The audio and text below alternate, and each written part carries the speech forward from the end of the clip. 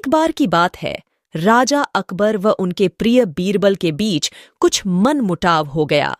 इसके चलते राजा ने बीरबल को राज्य से दूर जाने की सजा दे दी। इस परिस्थिति में भी बीरबल ने हार न मानी और उन्होंने अन्य गांव जाकर वेश बदलकर खेती करना शुरू किया। अब वह एक किसान के रूप में अपना जीवन गुजारने लगे। शुरू में तो राजा अकबर के लिए सब कुछ सामान्य सा था, लेकिन कुछ ही दिन बीते थे कि राजा को अपनी गलती का एहसास होने लगा। वह अपनी दैनिक दिनचर्या में बीरबल को याद करने लगे थे।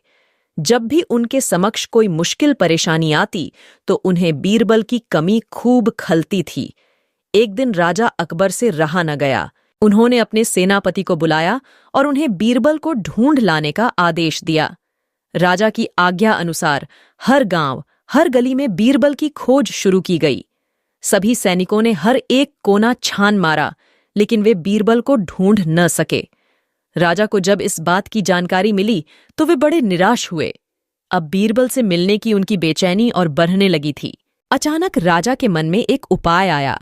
उन्होंने आदेश दिया कि सभी गांव के मुखिया को संदेश भेजा जाए कि उन सभी को एक बर्तन के अंदर बुद्धि डालकर राजा को भेजना होगा। जो भी इस आदेश को पूरा नहीं करेगा, उसे इसके बदले एक बर्तन में हीरे जवाहरात भरकर राजा को भेजना पड़ेगा। सभी गांववासी राजा के इस अजीबोगरीब आदेश को सुनकर परेशान थे। सभी यह सोचकर हैरान थे कि बुद्धि को किस तरह एक बर्तन में भरा जाए। बुद्धि तो सभी के पास उपलब्ध थी, लेकिन उसे किस तरह एक बर्तन में डालना है, यह सोचकर सभी परेशानी में थे। ऐसा न कर पाने की अवस्था में उन्हें उसी बर्तन को कीमती हीरे जेवरों से भरना था, जो कि इससे भी बड़ी समस्या थी। वहीं जिस गांव में बीरबल एक सामान्य किसान का वेश बनाकर रह रहे थे, वहां भी राजा का यह आदेश चर्चा का विषय बना हुआ था। गांव के सभी बड़े बुजुर्ग निराश होकर बैठे हुए थे कि वहां बीरबल आए और उन्होंने कहा कि वह इस समस्या का समाधान निकाल सकते हैं। पहले तो किसी को भी इस बात का यकीन नहीं हुआ, लेकिन उनके पास बीरबल पर विश्वास करने के अलावा और कोई रास्ता नहीं था। इसीलिए इस काम की बागडोर बीरबल को सौंपी गई। उस वक्त गांव में तरबूज की फसल उगाने का समय था। बीरबल ने तरबूज के पौधे की एक बेल को एक बर्तन में डाला।